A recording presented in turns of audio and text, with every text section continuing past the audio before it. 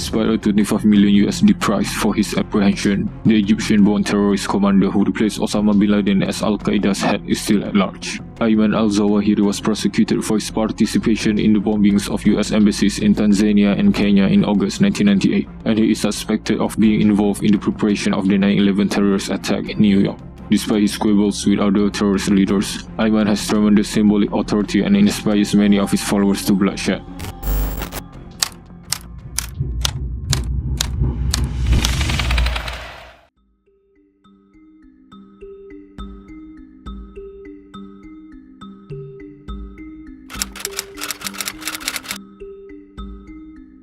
Muhammad Rabi Ayman and Umaymah Azam gave birth to Ayman Al-Zawahiri in the Mahdi suburb of Cairo in the then Kingdom of Egypt in 1951. During their time in Mahdi, the Al-Zawahiri family was regarded as distinguished. Ayman's parents were both from well-known families. Sheikh Muhammad Al-Ahmadi Ayman, the 34th Grand Imam of Al-Azhar, was one of Ayman's grandfathers. His father, Muhammad Rabi Al-Zawahiri, was from a vast family of doctors and academics.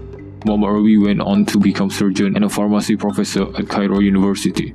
Umaymah Azam, Ayman's mother, was the daughter of Abdul Wahab Azam, a literary scholar who served as president of Cairo University, while his own brother, Azam Pasha, was the founding Secretary General of the Arab League from 1945 to 1942. Muhammad Al-Zawahiri, Ayman's younger brother, and Heba Muhammad Al-Zawahiri, his twin sister, are his siblings.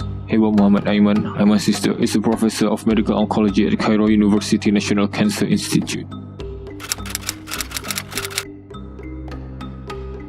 Ayman Al-Zawahiri was said to be a bright young guy, enjoyed poetry, and despised violent sport, which he considered inhumane. Ayman studied medicine at Cairo University and received a Gayyid Gidad, which is roughly equivalent to a B in American grading system, in 1974. After that, he worked as a physician at the Egyptian army for 3 years, before opening a clinic near his parents in Mahdi. He also received a master's degree in surgery in 1978.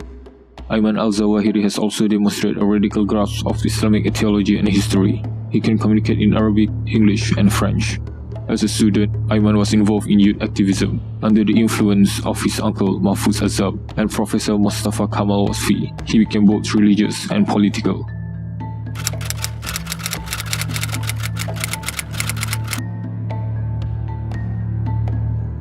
Ayman had joined the Muslim Brotherhood when he was 14 years old. The Egyptian government murdered Sayyid Qutb for conspiracy the following year, and Ayman helped organize an underground-style band to overturning the government and creating an Islamic state with 4 other secondary school pupils. At this young age, Ayman established a life mission to turn Qutb's mission into action.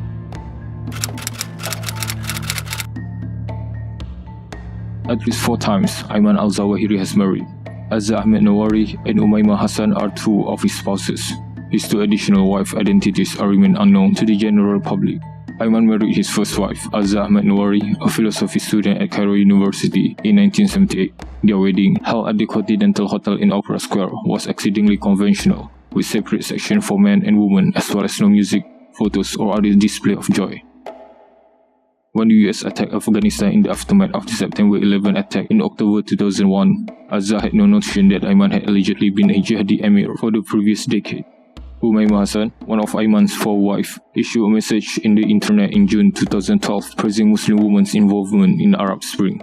Ayman and his wife, Azza, had 4 daughters: Fatima, born 1981, Umaymah, born 1983, Nabila, born 1986, and Khadija, born 1987, as well as a son, Muhammad, also born in 1987. Azza gave birth to their 5th daughter, Aisha, who has Down syndrome.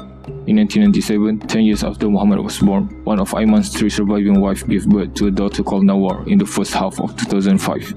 Following the September 11 attack on the United States, Azza and 2 of their 6 children, Muhammad and Aisha, were murdered in an airstrike on Afghanistan by US forces in late December 2001. The dying of his wife and children by the US is probably became one of his motivation to fight American government.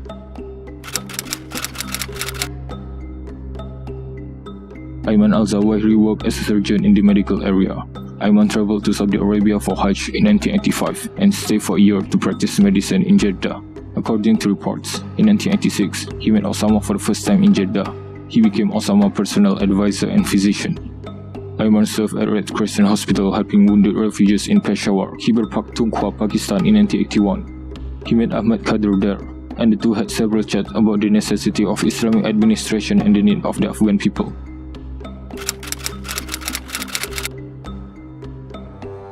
The operation was first thwarted when police were informed to Al-Jihad's attention in February 1991 by the arrest of an operator carrying key information. President Sadat ordered the arrest of almost 1,500 persons, many of them were Al-Jihad members. But he failed to notice a military cell commanded by Lieutenant Khalid Islamboli, who assassinated Sadat at a military parade in October of that year. Following the killing of President Anwar Sadat in 1981 in connection with Sadat assassination, Ayman was one of hundreds of people in prison. He was tortured in the prison.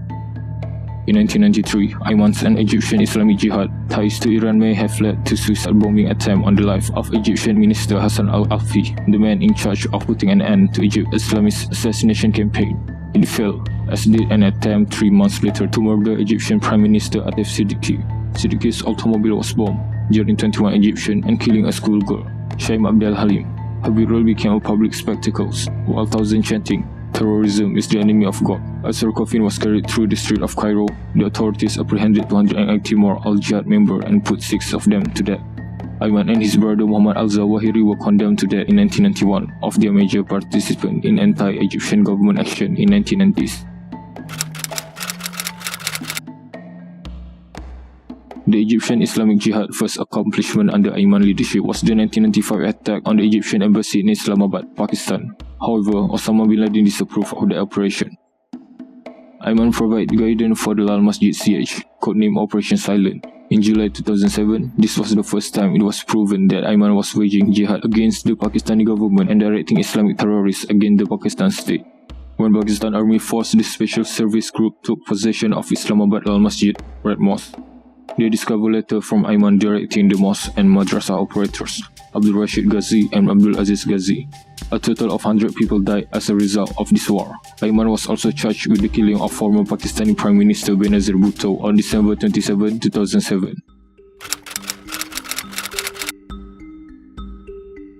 Ayman Al-Zawahiri was indicted in the United States in 1998 for his role in the 1998 US Embassy bombing, a series of attacks that occurred on August 7, 1998, in which hundreds of people were killed in simultaneous truck bomb explosion at US embassies in the major East African city of Dar es Salaam and Nairobi. Osama bin Laden and Ayman Al-Zawahiri gained a widespread recognition as a result of the assault. On October 10, 2001, Ayman was named on the first list of the FBI top 22 most wanted terrorists, which was made public by the US President George W. Bush.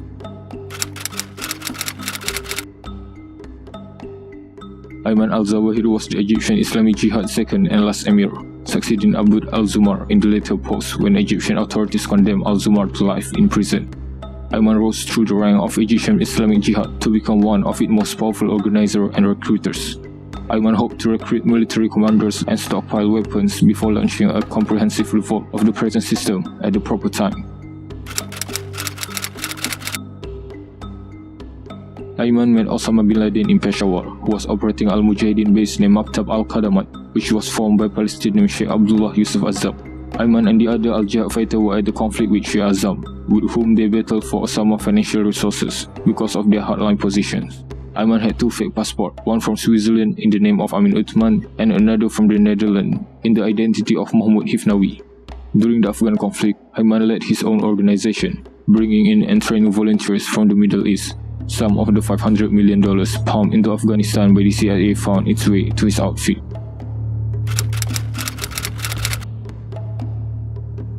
Ayman Al-Zawahiri officially joined Egypt's Islamic Jihad with Al-Qaeda in 1998. He was a senior member of Al-Shura Qaeda Council and worked for the organization since its foundation.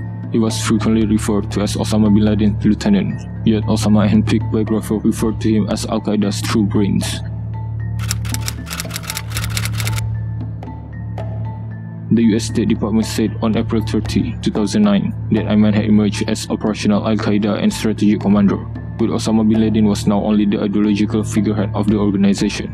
Although Ayman was widely expected to succeed Osama as Al-Qaeda's next leader, his authority was not universally acknowledged among Al-Qaeda's members, particularly in the Gulf. Ayman was more controversial and less charismatic than Osama. Following the death of Osama bin Laden on May 2, 2011, he became the head of Al-Qaeda. On June 16, Al-Qaeda's general headquarters issued a press release confirming this. On June 16, 2011, many Al-Qaeda websites declared Ayman's ascension to the top of the organization. Some commentators speculated that the delayed disclosure was due to internal Al-Qaeda strife. Ayman would struggle to lead because, while clever, he lacked Osama bin Laden battle experience and charm.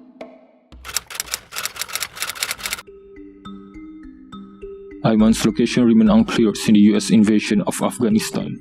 However, he is widely assumed to be in tribal Pakistan.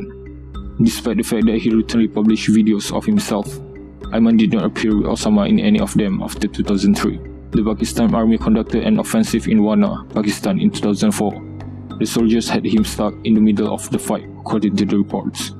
However, it was eventually found that he either escaped or was never among the combatants when the army took the region after a week of struggle. As the fight moved into western Pakistan tribal areas, Ayman Al-Zawahiri became a top target for the ISI Joint Counterintelligence Bureau. Despite several efforts, they were unable to apprehend him. The CIA, with the help of Pakistan ISI, conducted an attack to Damadola, a Pakistani town near the Afghan border where they suspected Ayman was hiding, on January 13, 2006. Ayman was expected to be killed in the airstrike, which was reported in the international news over the next few days. Some terrorists were killed, while the Baja Tribal Region Authority reported that at least 4 terrorists were slain. Anti-American riots erupted across Pakistan, and the Pakistani government criticized the US bombing and the death of innocent civilians. A fresh video was published on January 13 showing Ayman Al-Zawahiri unharmed. The film talked about the attack, but it didn't say if Ayman was in the area at the time. In June 2013, Ayman ruled against the Islamic State of Iraq, merging the Syrian-based Jabhat al-Nusra to become the Islamic State of Iraq, as announced by Abu Bakr al-Baghdadi in April. Al-Nusra front chief Abu Muhammad al-Jilani reaffirmed the group's commitment to Al-Qaeda and Ayman. In September 2015, Ayman encouraged Islamic State (ISIL) to abandon its struggle against Al-Nusra Front, Syria official Al-Qaeda offshoot, and unify with all other jihadists against the ostensible coalition between America, Russia, Europe, Shiites, and Iran, as well as Bashar al-Alawi Assad dictatorship. Ayman Al-Zawahiri issued a statement in support of jihad in Xinjiang against Chinese, jihad in the Caucasus against Russian, and battlegrounds in Somalia, Yemen, Syria, Iraq, and Afghanistan.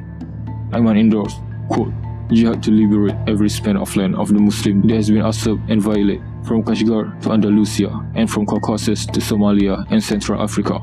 The US Department of State Rewards for Justice program offered a reward of up to $25 million for information on his whereabouts.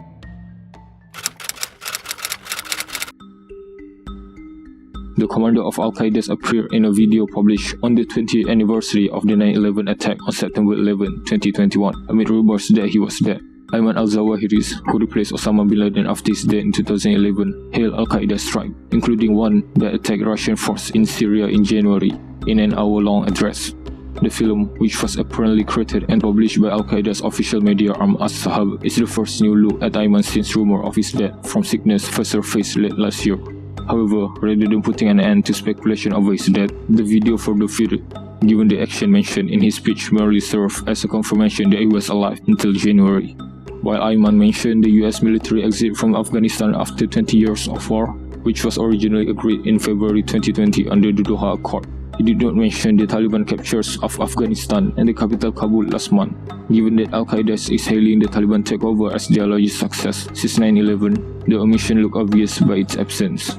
Ayman did, however, identify a January 1 strike on Russian soldiers on the outskirts of the northern Syrian city of Raqqa, some weeks after rumors of his death resurfaced in November. While rumors of his death was swirled for several years, analysts say Ayman is not in good condition. When news of his likely demise initially surfaced in November, Al-Qaeda leadership remained silent. Intelligence service has yet to provide credible evidence or judgment that he is dead. As of now, Ayman Al-Zawahiri's whereabouts are unclear, whether he is still alive or dead, and whomever succeeds him as Al-Qaeda's commander is certain to proceed over a watershed moment in the jihadi cause. Regardless of who Al-Qaeda's new leader is, he will have a lot on his plate.